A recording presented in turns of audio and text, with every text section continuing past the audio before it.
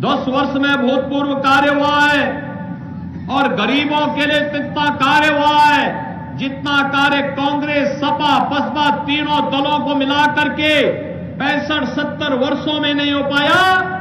अकेले मोदी जी ने 10 वर्ष के अंदर उतना कार्य करके दिखा दिया है। और मैं गिनाता ही हूं, 80 करोड़ लोग फ्री में राशन की सुविधा का लाभ प्राप्त कर रहे हैं। 60 करोड़ लोगों को 5 लाख रुपए की प्रतिवर्ष स्वास्थ्य बीमा का कवर दिया जा रहा है। और हमारा कोई विधायक, कोई सांसद, कोई महापौर, कोई जिला पंचायत अध्यक्ष, कोई सामान्य कार्यकर्ता और कोई पीड़ित भी अगर मुझे लिखता है कि मैं बीमार हूं, उपचार के लिए पैसा नहीं है, तो मोदी जी के द्वारा खुलाए गए जनधन अकाउंट में मैं सारा पैसा उसके अकाउंट में भेज देता हूं। कहता हूं जाओ आराम से अपना उपचार कराओ, चिंता की कोई बात नहीं, सरकार आपका ध्यान रखेगी। बहनों और भाइयों, 12 करोड़ किसानों को किसान सम्मान निधि का लाभ, 12 करोड़ घरों में शौचालय का निर्माण, 10 करोड़ घरों में उज्ज्वला योजना का रसोई गैस का सिलेंडर, और सिलेंडर ही नहीं दिया, अब तो होली और दीपावली में फ्री में गैस भर करके ही पूरा सिलेंडर उपलब्ध करवा रहे हैं। बहनों और भाइयों, 4 करोड़ गरीबों को मकान मिल गए, 2.5 करोड़ घरों में बिजली की फ्री में कनेक्शन उपलब्ध करवा दिए गए, किसानों के निजी नलकूप में फ्री में बिजली उपलब्ध करवाने का कार्य कर दिया गया। और अगले 5 वर्ष में मोदी जी ने कहा है सबको राशन मिलेगा। जिनके पास रसोई गैस के कनेक्शन नहीं, इनको रसोई गैस के कनेक्शन फ्री में मिलेंगे। जिनके घर में बिजली नहीं, वहां बिजली मिलेगी। 3 करोड़ नए लोगों को मकान देने का कार्य भी मोदी जी ने आश्वासन दे दिया कि इसको भी कराया जाएगा। बहनों और भाइयों, ये तो मोदी जी के नेतृत्व में हुआ, लेकिन कांग्रेस, सपा, बसपा के समय में क्या था?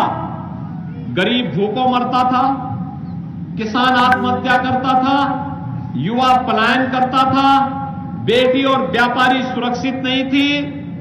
ये चौथ वसूली का काम एक सपा के लोग करते थे, और तो और व्यापारी और बेटी असुरक्षित थी, और माफिया सत्ता पर हावी होकर के गरीबों की जमीनों पर कब्जा करते थे ना करते थे ना। और बहनों और भाइयों, यही नहीं करते थे, इनके पास गरीबों को देने के लिए कुछ नहीं था, लेकिन आतंकवादियों के मुकदमों को समाजवादी पार्टी ने वापस लेने का कार्य किया था। आतंकवादियों को बिरयानी खिलाते थे, गरीब भूखों मरता था, आतंकवादियों को ये लोग बिरयानी खिलाते थे। बहनों और भाइयों, मैं आज आपसे कहने के लिए आया हूं, ये कांग्रेस और सपा का जो गठबंधन फिर से हुआ है, ये देश को धोखा देने के लिए हुआ है। सबसे पहला कार्य ये लोग अनुसूचित जाति, जनजाति और पिछड़ी जाति के हकों पर डकैती डालने का काम कर रहे हैं। इनके द्वारा कहा जा रहा है, कांग्रेस के द्वारा अपने मैनिफेस्टो में कहा जा रहा है कि यह पिछड़ी जाति के लोगों को मिलने वाले 27% आरक्षण में अब मुसलमानों को भी शामिल करके उनको इसका लाभ मुसलमानों को दे देंगे।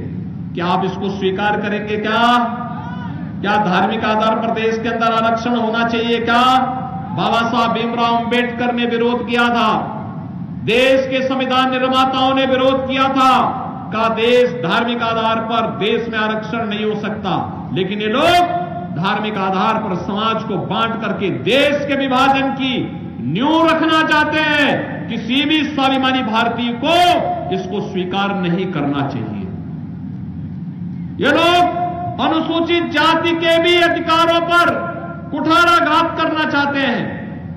कांग्रेस ने यूपीए सरकार के समय जब सपा और बसपा को समर्थन कर रही थी, तब इन्होंने ऐसे कुत्सित प्रयास प्रारंभ किए थे। उस समय भी इन्होंने रंगनाथ मिश्रा कमेटी और सच्चर कमेटी गठित की थी। ये दोनों कमेटी अनुसूचित जाति, जनजाति और पिछड़ी जाति के हकों पर डकैती डाल करके उनके आरक्षण के लाभ से उन्हें वंचित करने की कुत्सित चेष्टा का एक प्रयास था। भारतीय जनता पार्टी ने विरोध किया था और तब भारतीय जनता पार्टी ने कहा था कि संविधान प्रदत्त अनुसूचित जाति और जनजाति को मिलने वाले अधिकार से अगर कोई वंचित करेगा तो सरकार के खिलाफ हम भीषण आंदोलन करेंगे। और तब भीषण आंदोलन हुआ था उस समय यूपीए कांग्रेस सरकार के समय की गवर्नमेंट के समय। बहनों और भाइयों, आज कांग्रेस ने अपने मैनिफेस्टो में यही बात कही है। उनके मैनिफेस्टो में खतरनाक बातें और भी हैं। उसने एक बात कही है कि वह देखो 1947 में देश को बांटे हैं लोग। देश को बांटने के बाद अब क्या कहते हैं, हम हर भारतवासी के संपत्ति का सर्वे करवाएंगे, एक्सरे कराएंगे और एक्सरे करा करके फिर उसका भी विभाजन कर देंगे। एक विरासत टैक्स लगा देंगे। विरासत टैक्स का मतलब आपके बाप दादों की जो कमाई का संपत्ति होगी उसमें से आधी संपत्ति पर कांग्रेस और सपा के लोगों का अधिकार हो जाएगा। क्या आप इसको स्वीकार करेंगे? क्या स्वीकार करेंगे क्या? अरे बाप दादों ने आपके लिए 2 बीघा 1 बीघा खेती ली होगी, उसमें से आधे बीघा या 1 बीघा ये लोग कब्जा करेंगे। क्या आप इसको स्वीकार करेंगे? बहनों और भाइयों, एक और काम सो करें। ये कह रहे हैं कि अल्पसंख्यकों को उनकी रुचि के अनुसार खान पान की स्वतंत्रता देंगे। आप मुझे बताओ, भारत के अंदर अल्पसंख्यक और बहुसंख्यक का भोजन क्या अलग अलग है क्या? अब उनकी रुचि का कौन सा भोजन?